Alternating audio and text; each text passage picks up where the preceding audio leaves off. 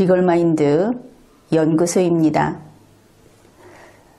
얼굴무늬 수막새 이 한쪽이 떨어져 나간 그 막새기와 이것을 가지고 우리가 얼마나 여러 가지 이야기를 할 수 있고 또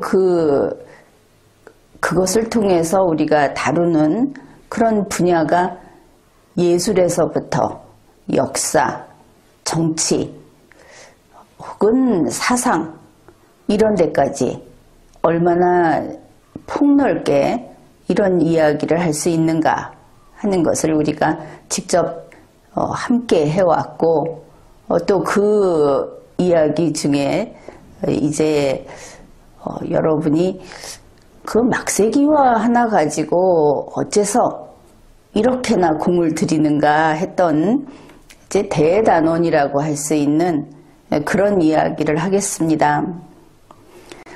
이 얼굴무늬 수막새라고 하는 것이 우리의 이 동시대인들 21세기에 있어서 이게 무엇이냐. 지금은 인터넷 세상입니다. 구글에서 신라의 미소 이렇게 검색을 하면 얼굴무늬 수막새가 떡하니 올라옵니다. 다들 그런가 보다 이랬을지도 모르겠습니다. 그러나 이것은 대단히 이상한 일입니다. 얼굴무늬 수막새라는 것은 크지도 않고 아주 자그마한 그리고 옛날 건물, 기와집 이런 것을 생각했을 때 정말 별것 아닌 그런 기와입니다. 게다가 온전하지도 않고 아랫부분 깨지고 윗부분 떨어져 나가고 이런 것인데 그게 이제 신라의 미소를 대표하는 그런 문화재로 됐다. 그것이 우리의 현실입니다. 그러면은 그 얼굴무늬 수막새가 어떤 것이냐. 1300년 전 관능적인 신라 여인의 미소를 담고 있는 것이다. 이렇게 공식적인 자료에서도 이야기를 하고 또 일반 상식으로 그렇게 자리를 잡았습니다. 그러나 지난 리걸마인드 연구소 방송에서 우리가 살펴보았듯이 앞에서 보았듯이 이 여인의 미소라고 하는 그 가설은 무너졌습니다. 깨어진 것입니다. 앞의 영상에서 수막새 보여드렸습니다. 이거 야시시한 여자 절대 아닙니다. 실눈에 눈웃음을 흘리고 있는 것 아니다. 부리부리한 눈을 크게 부릅뜨고 있는 그런 모습이다. 그 다음에 오뚝한 코 아니다. 그 콧등이 콧날이 없고 콧등이 넓적하고 두꺼운 그런 짐승의 코다. 이런 것을 우리가 확인을 했습니다. 물론 미소 띤 입술 같은 것은 없습니다. 일그러진 입술이 벌어진 사이로 치아가 보이고 있다. 이거 미소로 될 수 없습니다. 그 다음에 한 가지 더 이야기를 하겠습니다. 그 문화재청이 제공하고 있는, 공개하고 있는 그 수막새 사진을 보면 얼굴 피부 봤을 겁니다. 피부가 무슨 넓적한 그런 것으로 이렇게 문질러 바른 것처럼 그렇게 덕지덕지 뭉쳐진 피부인 것을 확인할 수 있었습니다. 이 수막새를 보면서 신비한 모나리자의 미소, 보는 사람의 마음에 따라 슬프게도 기쁘게도 보이는 그런 신비한 미소라고 하는 환상은 이제 버려야 하겠습니다. 그러면은 도대체 이 우리가 눈으로 본 것과 이것을 묘사하고 또 우리도 모르게 어느 순간에는 따라했던 이 신라의 미소라고 하는 것이 도대체 왜 어떻게 시작이 됐을까? 게다가 손바닥만한 이 수막새 그리고 보존 상태도 좋지 않은 이런 것을 무엇보다도 기와 조각을 보물로 지정한 예가 전무하다. 이거 문화재청에서 한 이야기입니다. 그런데 왜 보물로 지정을 했을까? 이런 것들을 살펴보기로 하겠습니다. 과거의 뉴스라든지 과거의 자료를 봤을 때 원래 신라의 미소라고 하면은 이것은 불상에 붙이는 그런 수식어구였습니다. 가장 먼저 떠오르는 게 무엇입니까? 바로 금동 미륵보살 반가사유상 이것이 있죠. 대표적인 게 벌써 국보가 2점이나 있습니다. 그래 그걸 보면 신라의 미소 이렇게 말할 수 있겠다. 우리 수긍을 합니다. 그 다음에 뉴스를 좀 찾아봤습니다. 그랬더니 1964년 천년 잠 깨어난 신라의 미소 이런 찬사가 붙은 문화재에 대한 기사가 있었습니다. 바로 안동의 마의 삼존 불상이었습니다. 불상입니다. 그런가 하면 1980년 천년의 미소 이거 통일신라 때 물론 그 출토된 곳은 금산이지만 금산 금동열의 입상입니다. 발견된 곳은 그럼 80년대만 그랬는가? 좀 더 최근으로 다가와 보면 이제 더 나중으로 와 보면 1996년입니다. 신라의 미소를 짓고 있는 나월리 순금제 소불상 전부 불상입니다. 아니 미소를 짓는 건 불상 정도는 돼야지 무슨 기와 조각이 미소를 짓는다고 하는가. 기와장에다 무늬를 새겨놓으면 그게 미소를 짓는 것인가. 과거에는 대체로 이 신라의 미소 하는 것은 아니 거의 예외 없이 불상에 붙이는 것이었다. 이것을 알 수 있습니다. 그런데 현재 대한민국에서 신라의 미소는 수막새, 기와장에 이런 표현을 쓰고 있습니다. 그러면 과거에는 이게 신라의 미소가 아니었다.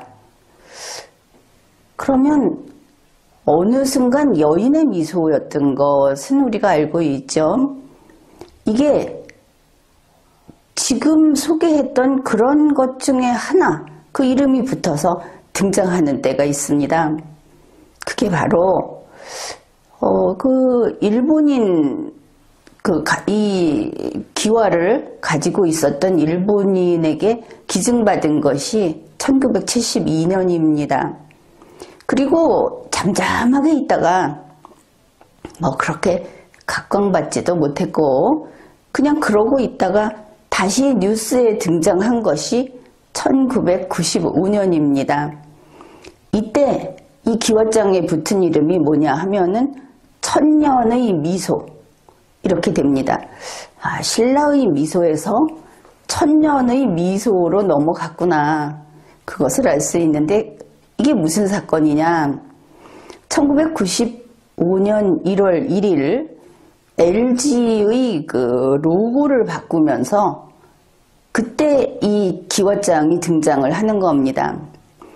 LG 로고 알고 계시죠? 스마일하고 스마일 그 아이콘하고 굉장히 닮은 그 빨간색 이거를 LG 레드라고 하는데 LG 로고 중에 붉은 얼굴을 가리킵니다. 지금은 뭐 은색도 있고 보통 그레이라고 하는 이런 다양한 것들이 있는데 그때 이제 이 소개를 하면서 물론 신문 광고에는 찾아보니까 그렇게 두 개를 대비시켜 놓은 것은 발견을 못했고 LG 회사 홈페이지에 들어가니까 이 수막새 얼굴하고 LG 로고하고 두 개를 대비시켜 놓은 그런 자료가 있었습니다.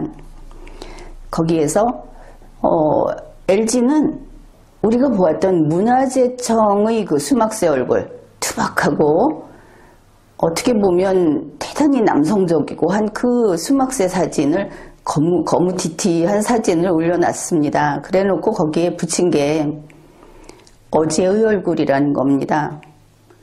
자, LG라는 기업은 앞으로 나가는 기업입니다. 그래서 어제의 얼굴을 따라할 필요는 없겠죠. 그래서 이 어제의 얼굴은 사라질 대상으로서 거기에 나타나 있는 것을 알 수 있습니다. 뭐 굳이 표현을 한다면 이미 끝나버린, 이미 가버린, 지나가 버린 천년의 얼굴로서 그 자리에 놓은 것, 그런 것을 알 수 있습니다. 그리고 이제 미래의 얼굴, 거기에 이 LG 레드를 놓고 거기에 이런 문구를 새겨놨습니다. 볼수록 마음 푸근한 천년의 미소. 어제의 얼굴이 아니고 미래의 얼굴에다 붙인 설명입니다. LG가 고객 감동의 정신으로 이어갑니다. 어떻든 과거의 얼굴이든 이미 사라져버린 얼굴이든 천년의 미소, 퇴장하는 천년의 미소로 한번 이름을 올린 것은 맞습니다. 수막새가 말입니다. 1995년이다 그랬습니다. 그리고 1997년 12월 김대중 후보가 대통령에 당선이 됩니다. 12월에 대통령 선거가 있으니까. 그리고 다음 해 1998년 9월 11일부터 11월 11일 정도까지 경주에서 세계 문화 엑스포가 개최가 됩니다.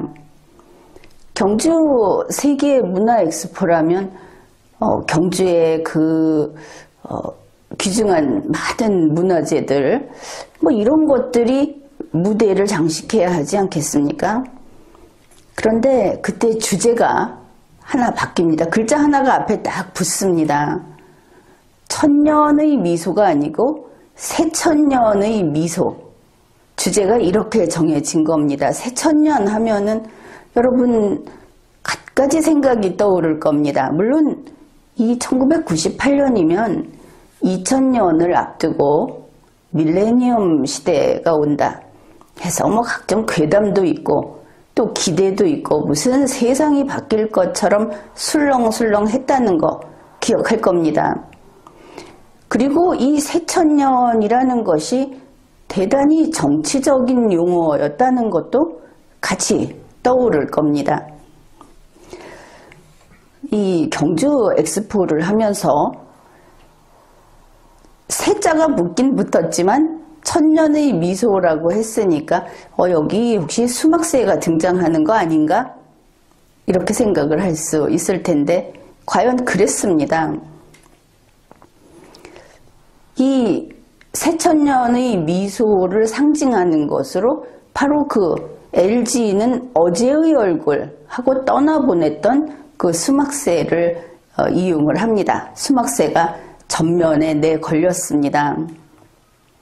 그런데 이 엑스포를 하면서 어떤 캐치프레이즈를 내놨느냐 이렇습니다.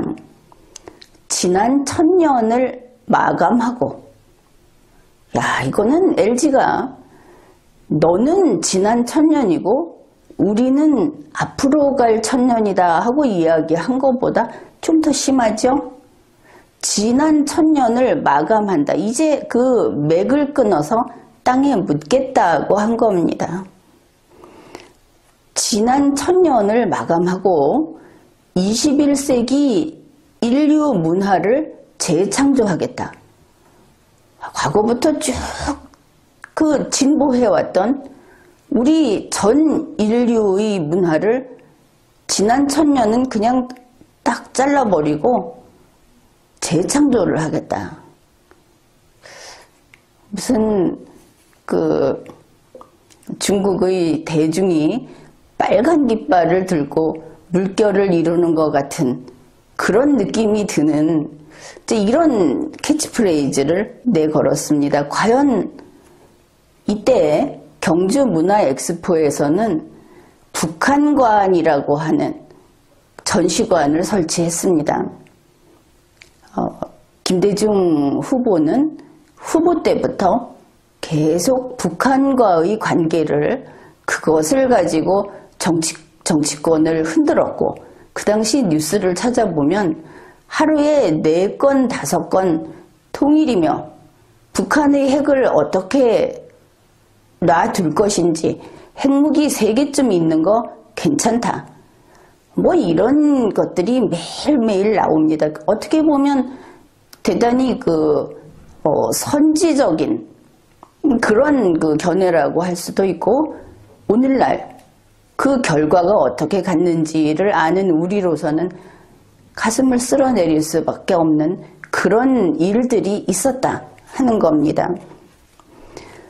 그 엑스포 행사장의 가운데 무대를 보면 가운데 수막새가 걸려 있고 그 밑에 새천년의 미소라는 글자가 쓰여 있습니다. 천년이 아니고 새천년이다. 경주는 가지고 있는 게 과거밖에 없는데 여기에 과거를 마감하고 새천년이다. 뭔가 좀 긴장이 되기 시작합니다. 바로 1998년 9월 12일 한겨레 신문이 이렇게 보도를 합니다. 신라의 미소 수막새는 엑스포 주제에 새천년의 미소로 적합하다. 1300년 전의 수막새가 지난 천년을 마감해버리는 새천년의 미소의 상징물로서 적합하다 이렇게 말을 한 겁니다. 새천년이라고 하는 것은 김대중 대통령의 주제, 그 사람이 독차지했던 용어라고 말을 해도 지나친 이야기가 아닐 겁니다. 김대중 대통령은 새천년의 꿈이라는 것을 캐치프레이즈로 해서 1999년 3월 새천년 준비위원회를 시작합니다. 따로 법적 근거를 마련을 하고 그 조직을 만들어서 실제로 본인이 원했던 이 새천년 준비 활동을 개시했습니다. 이 새천년 준비위원회라고 하는 것은 헌법을 뛰어넘는 아주 월등한 어떻게 보면 최고의 권력을 가지고 있는 그런 조직이었다. 이 정도만 이야기를 하겠습니다.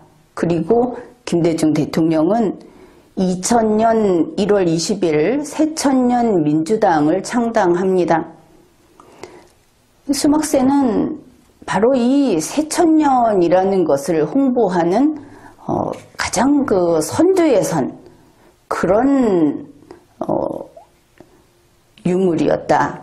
이제 그런 얼굴이었다. 김대중이라고 하는 그 정치인의 시대, 그들의 얼굴이었다. 이렇게 볼 수 있겠습니다. 그러고 나서 수막새는 참 여러 가지로 언론에도 뜨고 세상의 이목을 집중시키고 하는 그런 큼직큼직한 사건, 그 무대에 등장을 했음에도 불구하고 그다지 각광을 받지 못했습니다. 그러는 사이에 새천년의 미소는 슬그머니 신라의 미소로 바뀌어 버립니다. 그 다음에 이제 2018년 수막세는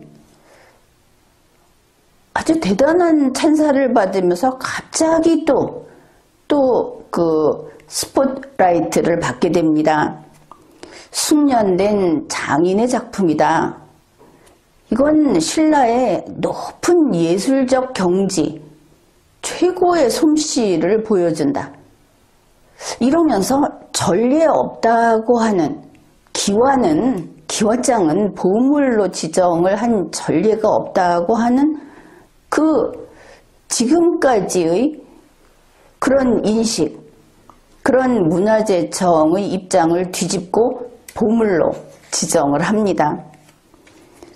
이 일이 있기 직전에 2018년 8월 30일 그 당시 대통령인 문재인 대통령이 정재숙이라는 인물을 문화재청장에 임명합니다. 정재숙 청장은 그 전에 어떤 일을 했는가 하면은 1995년 그때부터 한겨레 신문에서 기자로 활동을 했었습니다. 그러면 1995년이면은 LG가 이제 불이 꺼진 어제의 얼굴로서 천년의 미소 이렇게 봤던 때, 그리고 98년에 경제엑스포에서 새천년의 미소 이렇게 봤던 때 이 인물이 한겨레 신문에 있었구나, 그것을 알 수 있죠. 바로 이 정재숙 문화재청장이 2018년 10월 2일 수막세를 보물로 지정하겠다 하는 지정 예고를 하고 뒤이어 이 수막세는 보물로 지정이 됩니다. 그때 이 문화재 설명을 문화재청에서 어떻게 했는가, 이것은 좀 상세히 보고 갑시다. 정교한 솜씨다.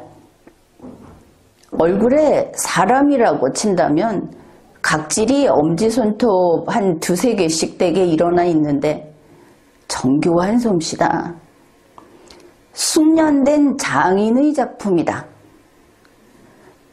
높은 예술적 경지를 보여준다. 그 다음에 1300년 전 그 당시 우수한 이 와당 기술, 기와 만드는 기술이 집약된 그 당시 기술의 정수를 보여주는 작품이다. 그 다음에 오뚝한 코, 잔잔한 미소. 도대체 그 기와장을 보고 어떻게 이런 것들을 읽어내는지 신기할 지경입니다. 그 다음 표현을 봅시다. 두 뺨의 턱선이 조화를 이루며 신라인들의 염원과 이상향을 구현한 듯하다. 그냥 보면 빠져들고 몽롱하게 이상향까지 보게 되는 그 정도로 섬세하고 아름답다고 이야기를 하는데, 자, 두 뺨의 턱선이 조화를 이룬다고 하는데 조화를 이룰 턱선이 없습니다. 턱선이 깨져나가고 없는데 어떻게 조화를 이루는지, 가상의 선을 연결해서까지 이렇게 칭찬을 하는 문화재청. 문화재청에서 픽션을 만들어내는 곳인가, 그런 생각까지 하게 됩니다. 그런데 우리나라에서는 이 수막세를 보면서 여자의 미소다, 미소 짓는 여자의 그 관능적인 그런 게 보인다, 이런 이야기들을 합니다. 길거리의 돌멩이를 보면서 그저 온기를 느끼고 그게 보들보들하게 느낀다면 돌이야 없겠죠. 그런데 왜 이렇게 됐느냐? 그 출발이 어이없게도 일본인의 말이었다 하는 겁니다. 1972년의 기증식에서 이 수막세가 여자의 미소라는 표현을 썼던 것도 2018년 10월 2일 경향신문이 여자의 웃는 얼굴 이야기를 했던 것도, 또 2020년 9월 22일 신동아에서 좋은 표정을 이야기했던 것도 그 출발은 단순히 오사카 긴타로 그의 글, 그의 어구 한 개, 이거였다는 겁니다. 뭐냐 하면 오사카 긴타로가 오사카 로쿠손이라는 필명으로, 닉네임으로 1934년 조선 총독부 기관지에 썼던 글, 그 다음에 그 글에 같이 붙여놓았던 사진, 바로 그것에서 시작을 했다. 1972년 기증식에서 여자의 미소라고 국내 신문들이 보도를 했는데, 그때는 적어도 실물을 기자들이 제 눈으로 봤을 겁니다. 또 경주박물관에서도 봤을 겁니다. 그런데 그저 오사카 긴타로 말대로 여자의 미소라고 했던 것을 알 수 있고, 2018년 경향신문에서는 1934년 오사카 긴타로, 이 사람이 1938년부터 3대 그 경주 분관장을 했는데, 그 전에 무슨 경주 이 문화재 관련 연구단체에서 아주 실질적인 거기를 휘두르는 인물이었다고 하지 않습니까? 그 경향신문 말로는 오사카 긴타로가 여자의 웃는 얼굴을 조각한 회백색 기와라고 글을 썼다. 그래서 이 기와는 여자의 모습이어야 하고 여자는 웃고 있어야 한다고 한 겁니다.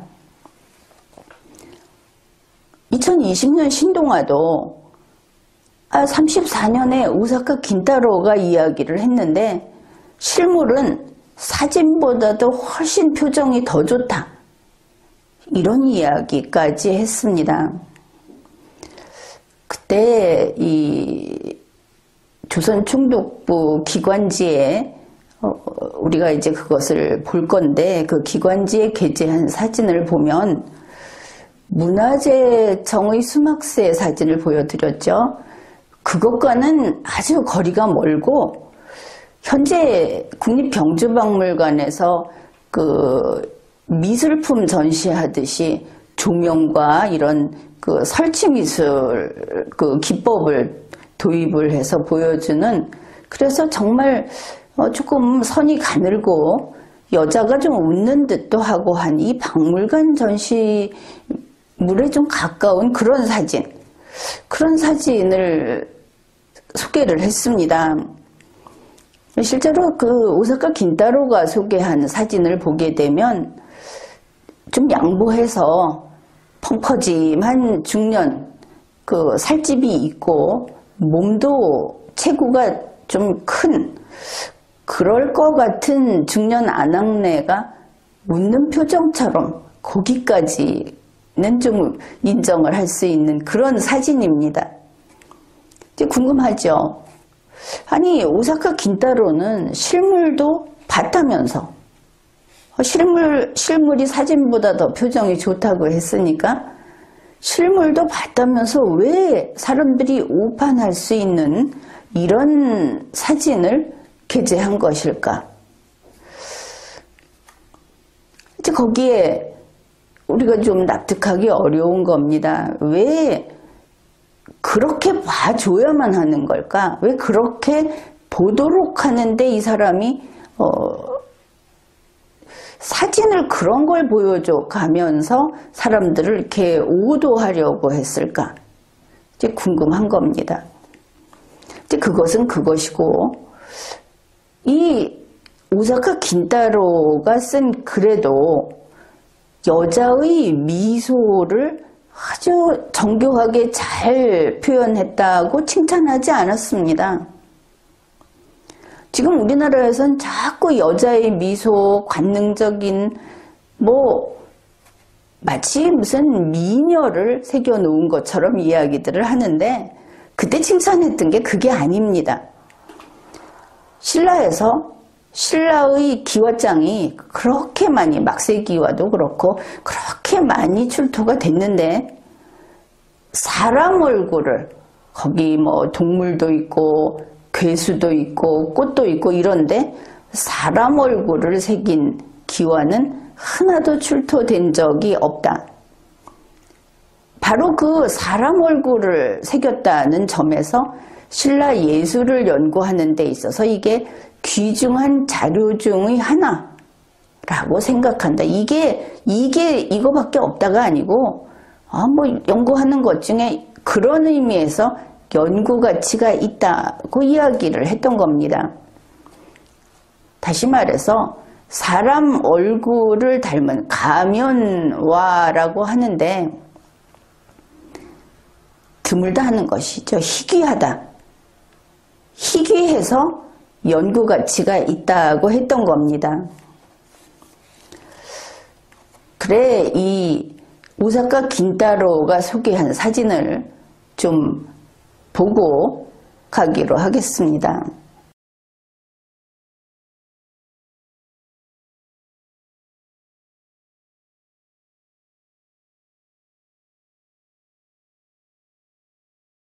이 수막세 사진은 1934년 9월, 그러니까 오사카 긴타로가 조선 총독부 기관지에 실은 게 6월이고 이게 9월이니까 이제 3개월 뒤가 됩니다.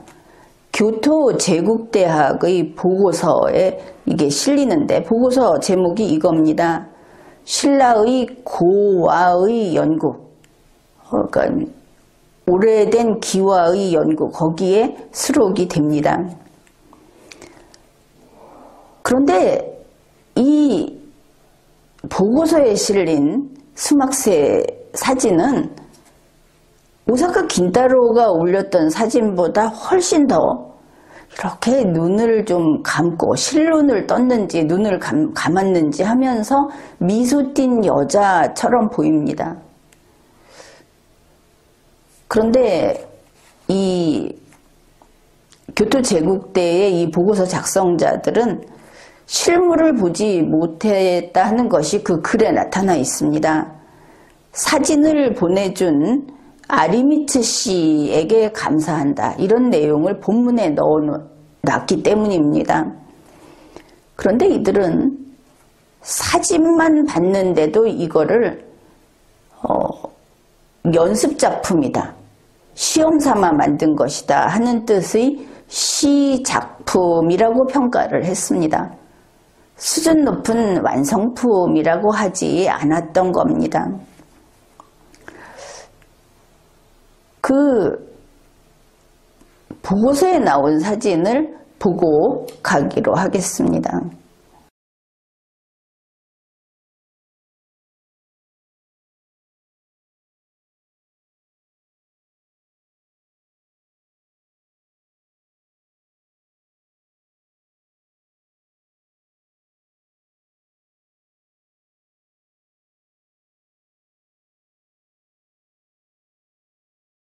그러니 이 수막세 기와는 완성도가 떨어지는 그런 기와 조각이다.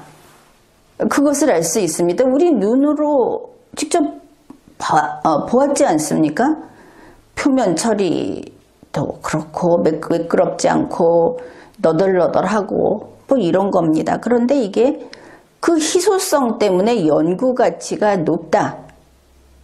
그런데 우리 문화재청에서는 이거를 신라 최고의 예술성이 여기에 집약되어 있는 그런 아주 수준 높은 작품이다. 예술 작품이다. 이랬던 겁니다.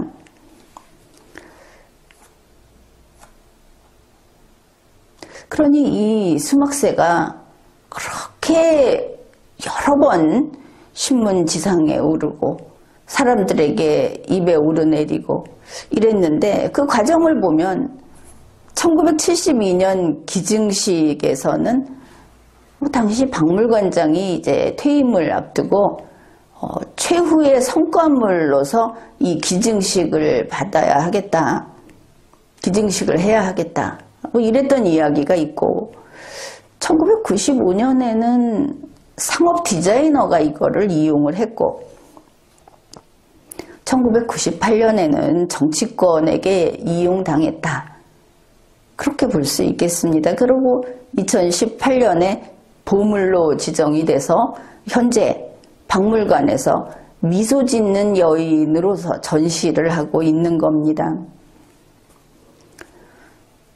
그러니 한국에서 1934년 그 일본인 오사카 긴타로가 쓴 글과 실물을 왜곡한 사진, 이제는 72년 이후에는 실물을 볼 수 있는데 그걸 보고 이 오사카 긴타로가 그랬으니까 이거 웃는 여자 맞다 하고 인정을 한 겁니다.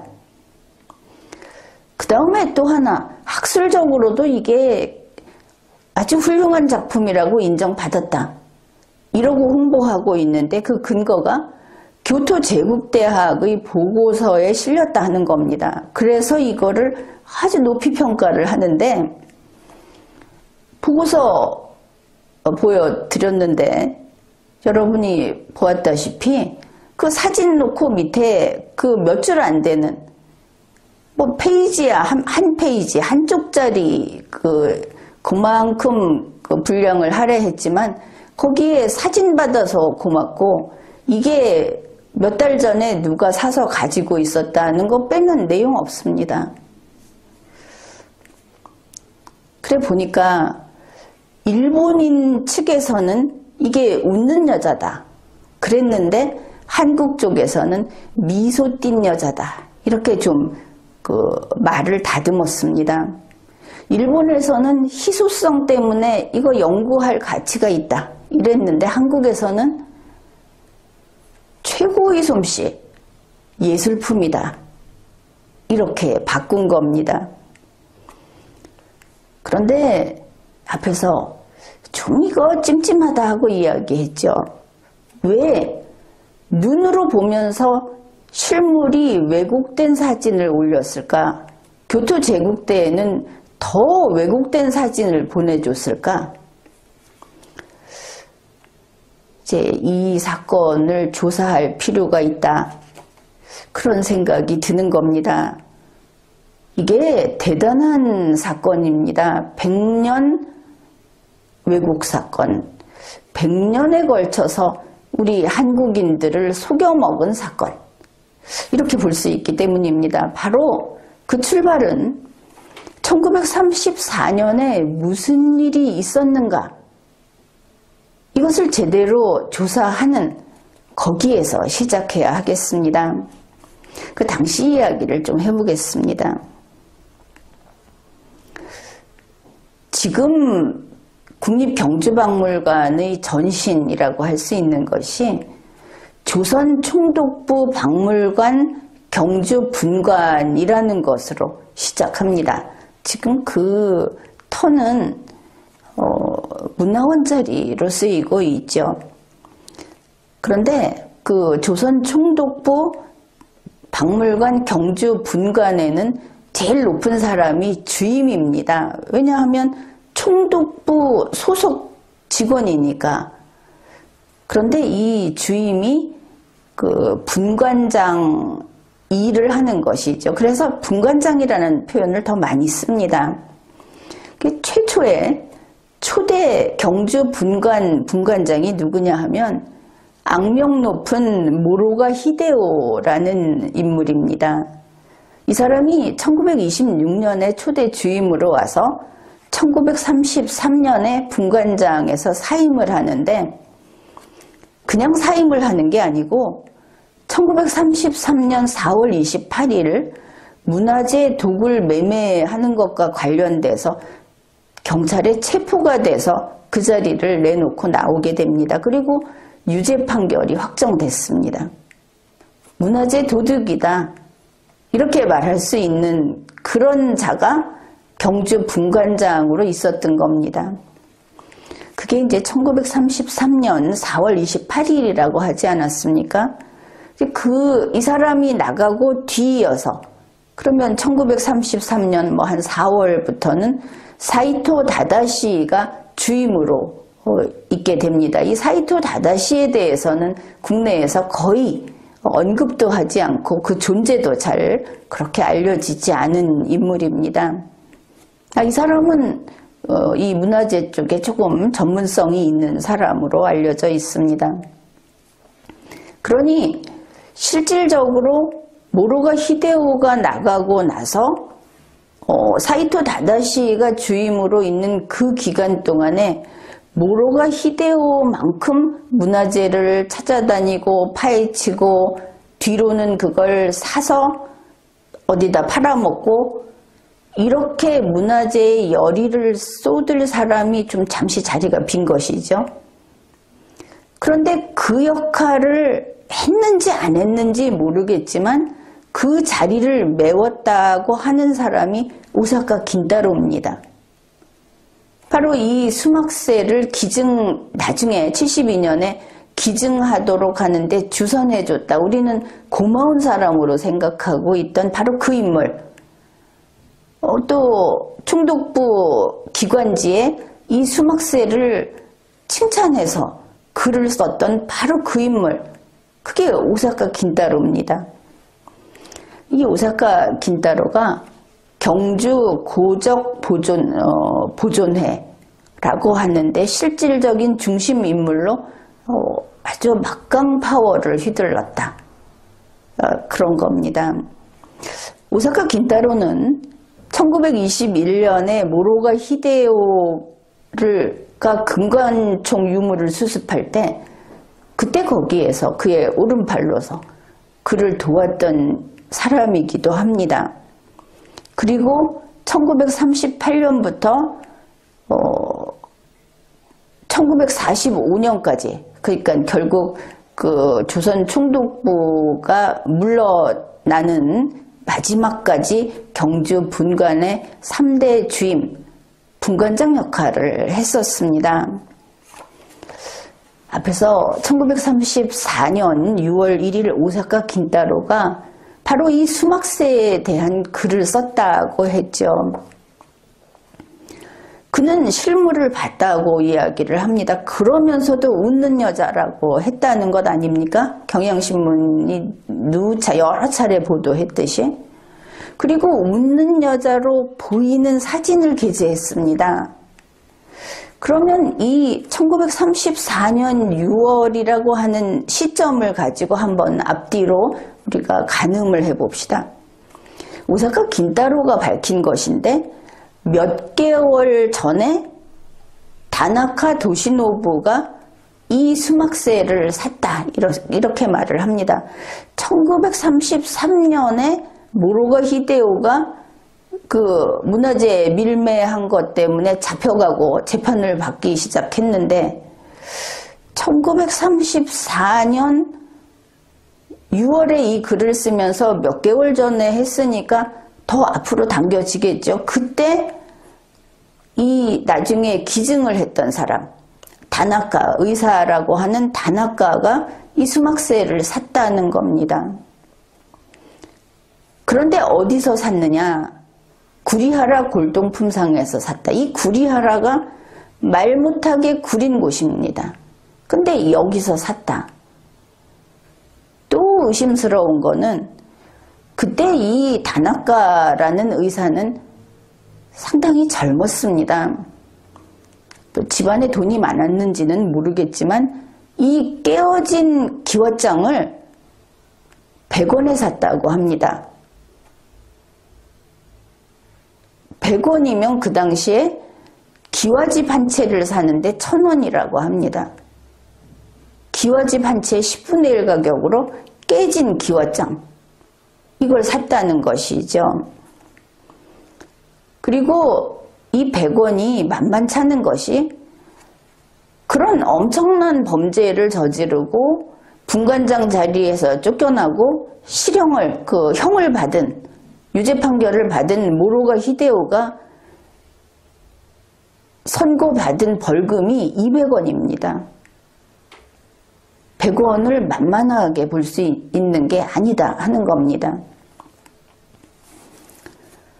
그리고 그 같은 해, 그 3개월 후니까 1934년 9월 교토 제국대 보고서, 그 교토 제국대에다가 사진까지 보내줘가지고 그 보고서에 올리게 했다. 그런데 그 보고서 내용이 또 수개월 전 흑륜사지에서 출토된 것을 다나카 씨가 소장하고 있다. 이런 내용을 넣어 놓은 겁니다.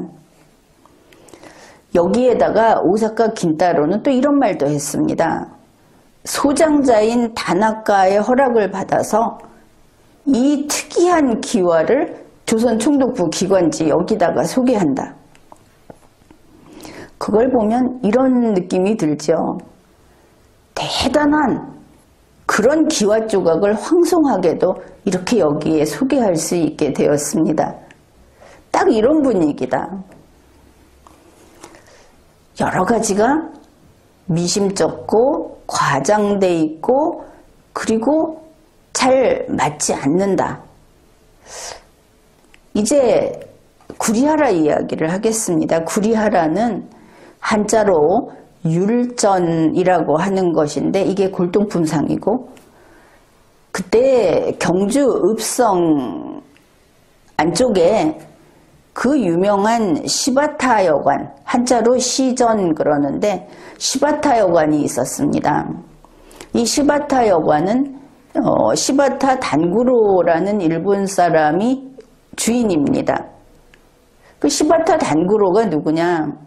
현재 경주에 일본식 건물이 하나 남아있다고 하는 그 중에 하나인 서경사라는 절을 지은 사람입니다.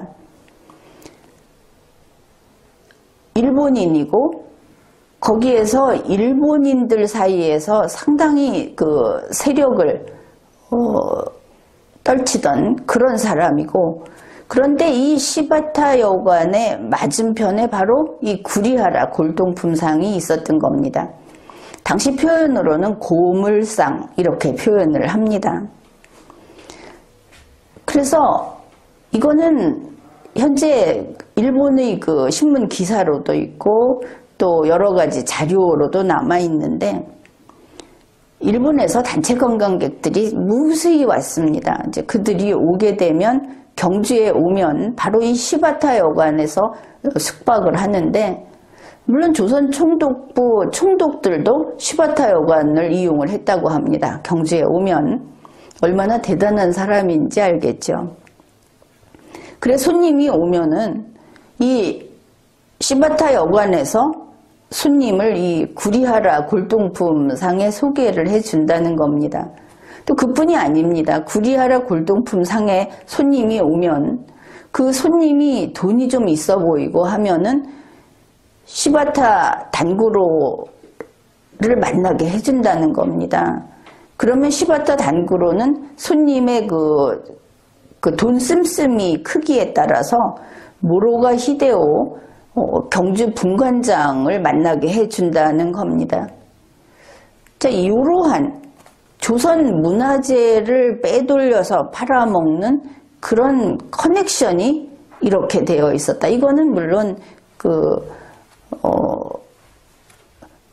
모로가 히데오 재판을 하는 과정에서 나온 뉴스라든지 그 재판 과정에서 나온 이야기, 거기에서 확인이 된 그런 것들입니다. 바로 우리가 앞에서 봤던 수막새를 사고 팔고 하는데 구리하라 골동품상이 등장을 하고, 또 유죄 판결이 확정된 모로가 히데오의 측근인 오사카 긴타로가 등장을 하고, 그리고 이 골동품을 비싸게 팔게 될 때는 어떤 커넥션을 통해서 움직이는가 하는데 본다면 상당히 비싸게 기와장을 팔았고, 이런 것들을 우리가 확인하게 됩니다. 접점이 대단히 많다 하는 것입니다. 그래서 이제 이렇게 생각을 해볼 수 있는 것이죠. 이 오사카 긴타로라는 사람에 대해서 우리는 아는 게 없지만 그저 지금 살펴본 여러 가지 그 정황과 자료와 이런 것을 가지고 보면 한 두 가지로 생각해 볼 수 있겠다. 하나는 불량 일본인하고 한통 속이다. 이렇게 보인다. 그러니까 바로 그 타다시에게 바가지를 씌운 교토제국대학에서 이거 시제품이다 이렇게 말을 할 정도로 완성도 떨어지는 것을 거금 100원에 팔아먹었다. 이게 하나고, 또 하나는 우리 문화재를 팔아먹은 범죄자가 될 수 있겠다 하는 게 두 번째입니다. 왜냐하면 현재 이게 대한민국의 보물로 되지 않았습니까? 지금 과거를 돌아보면 문화재 밀매를 한 거 아니냐. 구리하라 골동품 상에서. 그런데 그거를 오사카 긴타로가 그 조선총독부 기관지에다가 이렇게 거기서 샀다고 하면서 실어주고 그걸 칭찬해주고 이렇게 했다. 결국 오사카 긴타로는 조선총독부 박물관의 직원이고 그 당시에 공무원이었는데 바로 직전에 분관장도 공무원으로서 그런 짓을 하다가 유죄 판결이 확정됐고, 그러면 우리가 이런 의심을 하는 것은 합리적인 의심이다. 이렇게 볼 수 있겠습니다. 그래서 여기에 대해서는 100년의 그 속임수, 이거를 이 분야의 전문가들이 제대로 조사를 해야 하겠다. 그렇게 봅니다. 결국 이런 것입니다. 앞에서 보았던 그런 과정을 이 100년의 과정을 거쳐서 이 수막새는 대한민국의 보물 문화재가 됐습니다. 그리고 아주 유명한 유물이 됐고 대중이 사랑하는 신라의 미소로 됐습니다. 거기에 정치계, 학계, 문화계 이런 데서 동조를 하든지 아니면 거기에 같이 끼어들어서 이용해 먹든지 하는 과정에서 이 수막새는 신라의 미소로 이제 확고부동한 자리를 차지했습니다. 그뿐 아니라 박물관의 저 21세기 전시기술 덕분에 대중은 이제 더 이상 원본을 볼 수 없게 돼버렸습니다. 원본을 못 본 대중들은 신라의 미소 수호대가 됩니다. 저거 웃는 여자 맞다. 이러는 것입니다. 이러한 이야기를 우리가 나눠봤는데 결국 그러고 보면 정보의 시대 21세기 기술은 발달했으되 인간의 능력, 인간의 지적 능력은 오히려 퇴화해버린 것이 아닌가 그런 생각을 하게 됩니다. 그래서 대중이 사실이라는 것을 본다 하는 것은 낙타가 바늘구멍을 통과하는 것보다 어렵다. 그렇게 이야기할 수 있겠습니다. 게다가 오늘날 기술이 발달했고 우리의 삶이 물질적으로 풍요로워졌고 정보도 넘쳐나고 그런데 이 세상은 개인의 자유가 더 확장되는 것이 아니고 축소되어 버린 것이 아닌가. 우리가 그걸 확인할 수 있는 게 힘 있는 자들이 버티고 있습니다. 여러 의미에서 힘 있는, 어떤 이유로 이래서 힘 있고 저래서 힘 있고 하는 힘 있는 사람들이 자신의 목적을 위해서 사실을 안 보여줍니다. 사실을 꽁꽁 싸매버리는 겁니다. 힘 있는 자들은 도처에 있습니다. 그게 우리가 그냥 각 그 수준별, 단계별 이렇게 이야기를 하자면 단계별로 힘 있는 자들이 있습니다. 성인들의 세계만이 아니고 아이들의 세계에도 힘 있는 자들이 있습니다. 움직이는 패턴은 비슷합니다.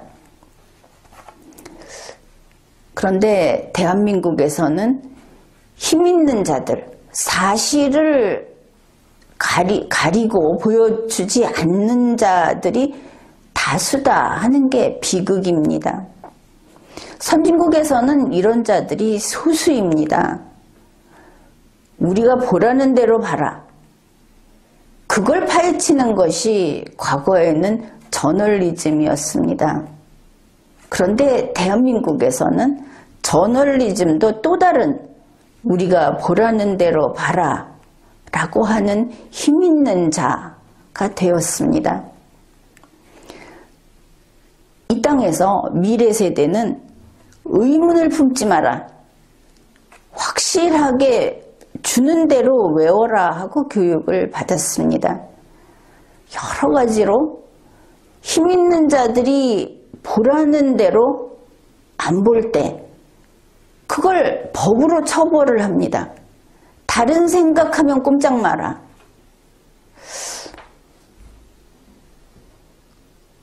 (500년) 전에도 그렇지는 않았을 것이다 싶은 상태까지 타락했습니다. 이 수막세를 가지고 우리가 누구나 납득할 수 있는 그런 사실을 지적하면서 하나하나 설명을 해드렸습니다. 지금까지 그랬습니다. 그런데 어떻습니까? 이제는 이 원본을 보여줘도 웃고 있네 이렇습니다. 아예 눈이 세뇌돼 버린 겁니다. 머리가 세뇌돼 버린 겁니다. 그러면 어떻게 해야 하는가? 사실을 봐야 합니다. 여러분이 사실을 보려면 이제 그 어렵다는 해탈을 하는 거기에 이르는 것처럼 도우 닦는 것처럼 그렇게 노력을 해야 합니다. 사실을 보는 국민이 되었을 때 비로소 개인의 자유가 지켜지는 겁니다.